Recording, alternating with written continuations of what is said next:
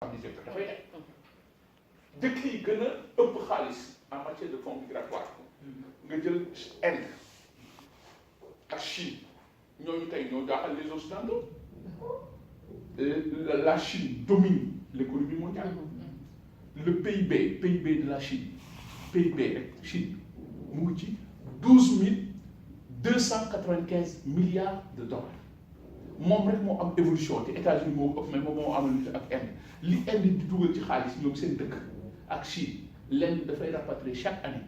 62,5 milliards de dollars ñun ñaata la ñu wax 2000 milliards te ëpp na ko mais Chine ak Chine bu mu la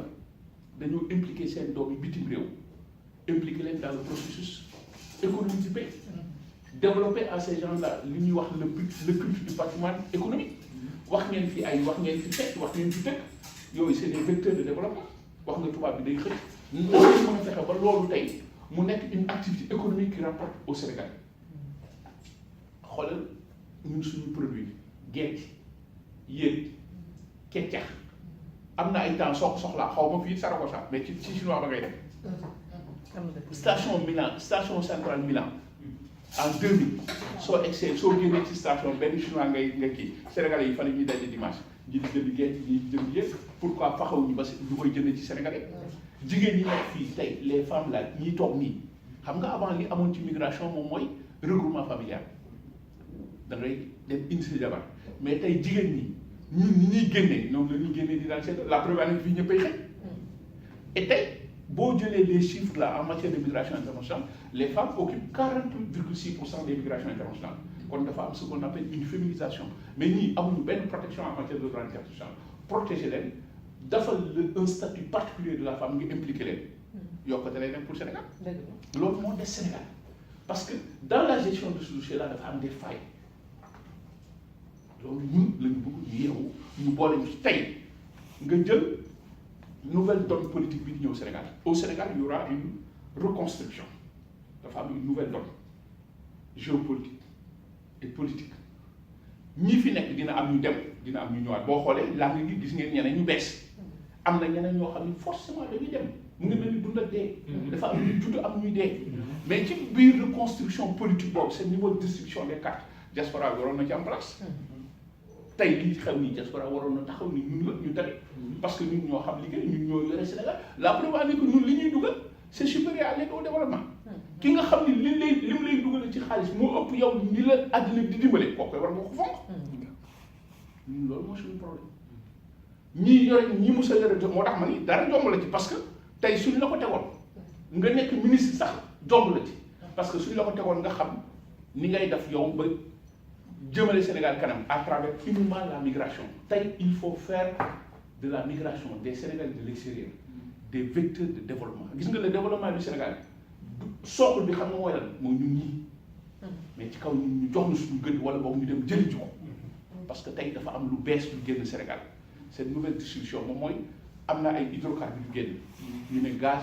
ñu ne hydrocarbures élection yi di ñëw li tax muy am impact mooy ki koy gagné mooy nekk le garant de tout cela de cette redistribution des richesses là kooku su nekkul ku jub rek ay njaaxum lay indi Sénégal parce que pétrole ak guerre fépp fu mu génn ci àddina les statistiques font domaine foofu ñooñu dañuy gën a ndóol ñooñu dañuy gën a am ay feebar ñooñu dañuy gën a lii cancer bi ñuy wax fa lay jógee parce que l'exploitation de cette manne là dafay dégager dafay créer des déversements déversement nag fu mu am dëkk bu fa nekk su amul fayda ñooñu ñëpp ci toroxte la parce que day indi ay feebar gis nga entre 1976 ba 2001 le PNUD avait parlé de 8700 déversements à travers le monde parce que ñii déversé parce que les entreprises là ñoom dañuy ñëw exploiter dem seen yoon li leen fi jël dafa nekk yóbbu zone bu am déversement suuf soosu yàqu les torchères de gaz là xam nga c'est du dioxyde de carbone loolu soo ko nooyee lu muy indi ay njaaxum donc feebaru sëkkat feebaru cancer yooyu yëpp dafay yokk boo jëlee Nigéria rek nga jël ci Nigéria en 2005 moom moo nekkoon premier producteur mondial ci Afrique troisième ci àddina bi dans le produit 2400 barils par jour loolu indil na le gouvernement central 37,7 milliards de dollars Donc ça veut dire que plus de 80% des exportations et des revenus, et 90% des revenus de ce pays-là. Pourtant 60% de la population vit sous le seuil de la pauvreté. xam nga loolu rek ñun war nañoo xool ñu xoolal ñu def ba tax na li xew ni am Sénégal lii nar a am ak lii indi diaspora dafa am rôle bu mu ci war a jouer wala rôle bu mu ko ci war a dox suñ ko jox lu mu jël ko parce que sinon rek ñun ñooy nekk fii di sonn rek di liggéey te diaspora comme ni ñu ko waxee da ngay xëy tabaski day jot sax yow nga rek yéen jox waa Sénégal xar yow lekkoo xar nga toog ñaata yoon ñu waa Sénégal di tabaski ñu duñ tabaski suñu tiital immigré bu bon amul suñu tiital mooy gis nga fin du mois da ngay njëkkante di yónnee xaalis loolu mooy tiitaru Sénégalais am na xaalis dem wala man kat am naa xaalis dimbali nit ñi kër goo génn sax buñ doon lekk tey xóoj suñu demee démb tey dañuy kontaan dans un mois dootuñu lekk ci xóoj te ku ñëw tu tiens compte de ce facteur là ba may dugg Europe dama doon jàngi 5000 francs laa génne Europe 5000 francs laa génne tey bi ma génnee 5000 francs yi sax sama xarit bi ma jox 5000 francs yi mu muy gunge aéroport ma dem ba aéroport fàttaliku sama rek yu jigéen bi ma ne ko joxal ma leen ko